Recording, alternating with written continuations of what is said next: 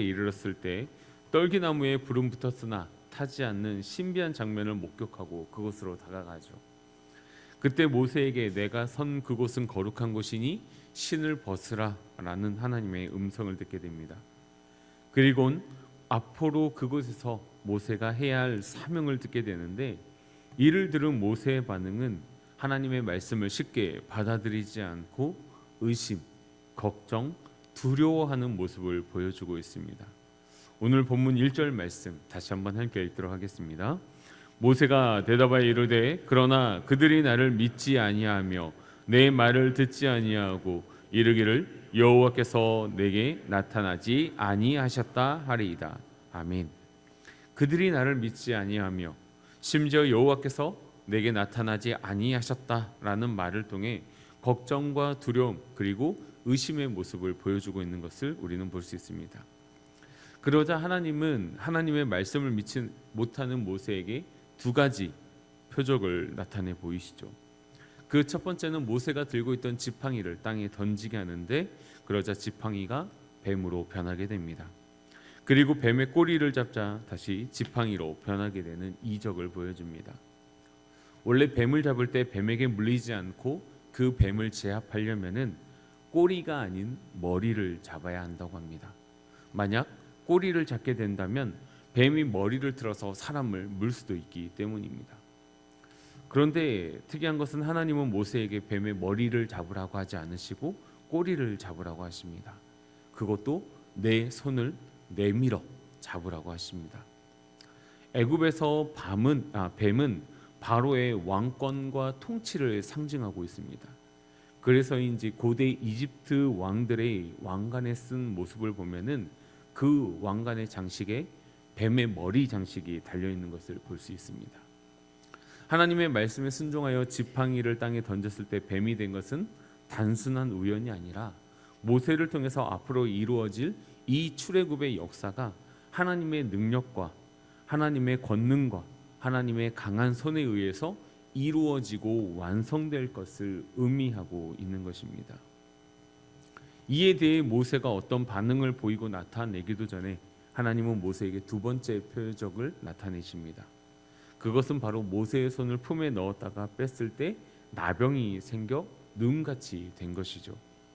그러다 다시 품에 손을 넣고 빼었을 때 정상적으로 돌아온 것을 경험하게 됩니다. 하나님께서 모세에게 첫 번째 보이신 표적이 지팡이라는 간접적인 도구를 사용하셨다면, 이번에는 모세의 신체 일부인 손을 이용하여서 두 번째 표적을 나타내고 계신다라는 것이죠.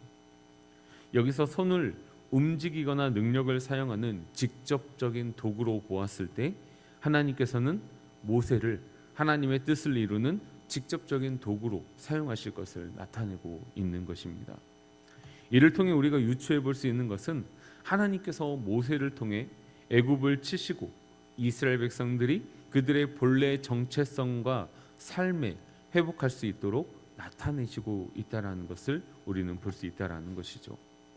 이렇게 두 번째 표적을 보여주고 난 다음에 하나님은 이번에도 마찬가지로 모세의 어떠한 반응이나 말을 하기도 전에 모세가 행할 세 번째 표적에 대해서 말씀하십니다.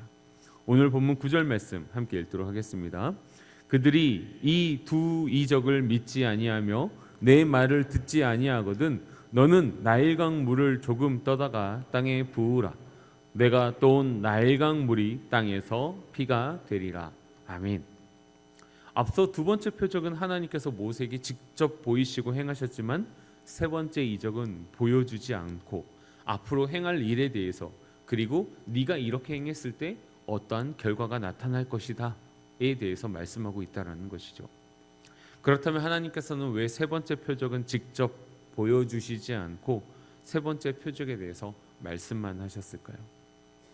그것은 바로 앞선 두 번의 표적을 통해 하나님이 어떠한 분이신지를, 그리고 어떻게 일할 것인지에 대해서 나타났다면은, 세 번째 또한 두 번의 표적을 나타내실 하나님이 세 번째 표적도 능히 이루실 수 있는 분이심을 믿게 하기 위해서입니다.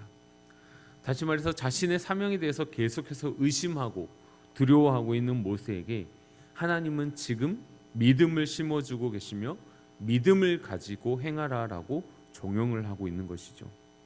사랑하는 영가족 여러분, 하나님의 능력은 믿음으로부터 비롯된다는 것을 믿으시기 바라고, 하나님께서 약속하신 그 어떤 일에도 의심하지 말고 염려와 걱정하지 말고 믿음으로 담대하게 나가시길 소망합니다. 이렇게 하나님께서 두 번의 기적과 한 번의 행할 일을 통해 모세에게 믿음을 요구하고 있음에도 불구하고 모세는 여전히 믿음 없는 모습을 보여주고 있습니다. 오늘 본문 10절 말씀 함께 읽도록 하겠습니다. 모세가 여호와께 아뢰되 오 주여 나는 본래 말을 잘하지 못하는 자니이다. 주께서 주의 종에게 명령하신 후에도 역시 그러하니 나는 입이 뻣뻣하고 혀가 둔한 자니이다. 그는 하나님의 능력을 경험하고 하나님의 이적을 직접 두 눈으로 맛보고 체험했음에도 불구하고 계속해서 변명과 핑계를 대지요. 그는 자기 자신에 대해서 말을 잘 못하는 사람이라고 말을 합니다. 이는 말주변이 없음을 의미하기도 하고 바로와 애굽의 그 대신들을 설득할 만한 정치적, 외교적 능력의 부족함을 나타내기도 하는 표현일 수도 있습니다. 하지만 이 모든 것은 핑계와 변명으로 하나님의 뜻을 거절하고 있는 모세의 마음과 태도를 나타내고 있는 것이죠. 다시 말해서 하나님은 믿음과 순종을 요구하고 있으나 모세는 이를 불순종과 믿음 없음을 내보이고 있는 것입니다. 그러자 하나님께서는 모세를 향해 누가 사람의 입을 지었으며 누가 말 못한 자나 못 듣는 자나 눈 밝은 자나 맹인이 되게 하였느냐, 그것은 바로 나 여호와가 아니냐라는 말씀으로 책망을 하시죠. 그러면서도 내가 너와 함께 있어 할 말을 가르치겠다라고 말씀하십니다. 하지만 이러한 하나님의 책망에도 불구하고 모세의 반응은 무엇입니까? 보낼 만한 자를 보내소서, 저는 아닌 것 같습니다 라고 이야기하는 것이죠. 하나님께서 이적을 보여주시고 내가 너와 함께 하겠다라는 약속의 말씀도, 그리고 앞으로 너가 어떻게 해야 될지도 다 알려주겠다라고 하나님의 분명하고도 확실한 음성을 듣고서도 그는 그의 마음을 돌이키지 않습니다. 그러자 하나님께서는 모세에게 노를 바라시죠. 말을 잘 못한다라는 것은 그 모세에게 말을 잘하는 그의 형 아론을 붙여주실 것을 말씀하시면서 모세와 아론의 관계에 대해서도 말씀해 주시고 있다라는 것이죠. 오늘 본문 15절에서 16절 말씀 함께 읽도록 하겠습니다. 너는 그에게 말하고 그의 입에 할 말을 주라. 내가 내 입과 그의 입에 함께 있어서 너희들이 행할 일을 가르치리라. 그가 너를 대신하여 백성에게 말할 것이니 그는 내 입을 대신할 것이요 너는 그에게 하나님같이 되리라. 아멘. 모세를 위해 하나님은 그의 형 아론을 동역자로 붙여주셨습니다. 하지만 그 역할은 다르다라는 것이죠. 모세는 아론에게 할 말을 줄 것이며 아론은 백성에게 말할 것이다 라고 하시면서 이들의 관계에 대해 모세는 아론에게 있어서 하나님과 같이 될 것을 말씀하고 있습니다. 그러면서 하나님께서 모세의 입과 아론의 입에 함께 있어 그들이 행할 일을 가르칠 것을 다시 한번 약속하고 있는 모습을 볼 수 있습니다. 이렇게 하나님께서는 모세와 아론을 통해 하나님의 구원의 역사를 이끌어가게 하시면서 실제적으로 이 일을 계획하시고 이루시고 완성하고 계신다라는 것입니다. 안 된다, 못한다, 부족하다, 말을 못한다, 계속해서 자신의 사명을 거부하는 모세에게 하나님은 끊임없이 설득하고 그가 할 수 있도록 능력도 부어주시며 혼자는 감당하지 못할 듯 싶으니 그에게 가장 필요한 동역자도 붙여주시는 등 포기하지 않으시고 끝까지 모세를 하나님께 충성하는 일꾼으로 빚으시고 만들어 가신다라는 것이죠. 하나님 앞에서는 포기가 없습니다. 너무나 감사한 것은 하나님께서 이렇게 모세를 부족하고 연약하고 계속해서 거부한 모세를 하나님께서 하나님의 위대한 인물로 만들어 가셨듯이 오늘 이 시대를 살아가고 있는 우리를 택하시고 우리를 만들어 가시고 우리를 빚으시면서 하나님의 충성된 일꾼으로 세워 가신다라는 것이죠. 이것이 바로 우리를 향한 하나님의 사랑이고 한없는 하나님의 은혜입니다. 한번 반대로 한번 생각해 보시기 바랍니다. 만약에 하나님께서 우리에게 어떠한 일을 주셨는데 우리는 계속 못합니다, 부족합니다, 연약합니다 라고 핑계를 대면서 그 자리를 피할 때, 만약에 하나님께서 나도 너에 대해서 더 이상 못하겠다, 너를 빚어가는 것이 너무나 힘들구나 라고 하나님께서 포기한다면 과연 우리의 삶은 어떻게 될까요? 하나님께서 포기하지 않으시고 붙드시고 끝까지 만들어 가시는 게 바로 우리에게 있어서 은혜이고 사랑임을 다시 한번 깨닫는 우리 영가족들 되시기 바랍니다. 이 하나님의 한없는 은혜와 사랑을 우리 모두는 지금 받고 있다라는 것이죠. 오늘 하루도 하나님께서는 우리를 포기하지 아니하시고 끊임없이 우리의 삶 가운데 개입하시며 우리를 설득하시고 우리에게 필요한 능력과 힘, 그리고 때로는 동역자를 붙여주셔서 오늘 이 시대에 우리가 이루어야 할 사명을 주시고 또 그것을 이룰 수 있도록 힘과 능력을 베푸신다라는 것이죠.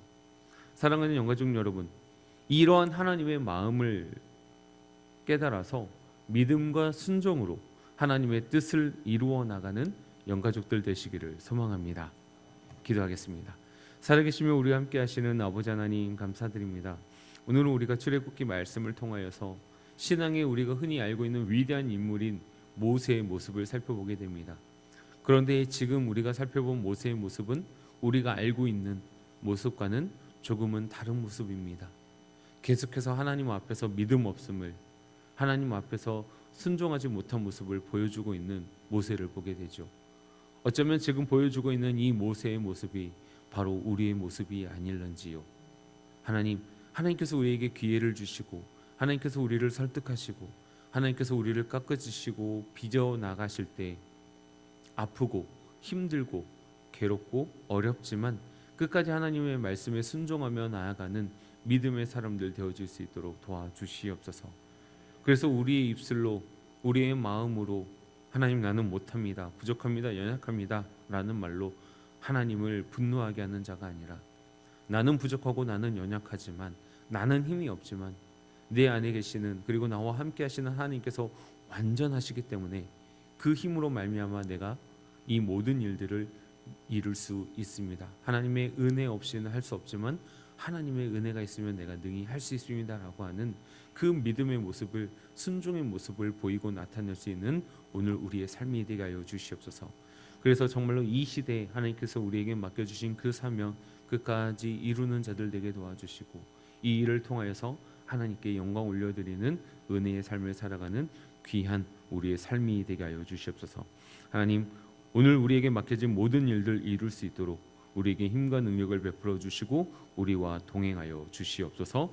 감사드리며 우리 주 예수 그리스도의 이름으로 기도드리옵나이다. 아멘.